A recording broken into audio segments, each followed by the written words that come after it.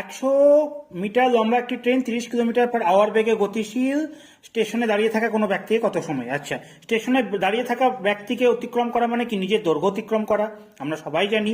আচ্ছা, দেখো এ দুটো 30 কিলোমিটার/আওয়ার আছে, তাই না? এটাকে যদি মিটার পার সেকেন্ডে নিয়ে যায় তাহলে কত হবে? 5/18 দিয়ে গুণ করতে হবে। তার মানে 150/18 মিটার পার সেকেন্ড ছিল তার গতিবেগ। ওকে, দূরত্ব কত? 100 মিটার, মানে ট্রেনের নিজের দৈর্ঘ্যটাই হচ্ছে দূরত্ব, বাই স্পিড মানে 150/18। এটার ভ্যালু মানে distance by speed is equal to time, আমরা জানি।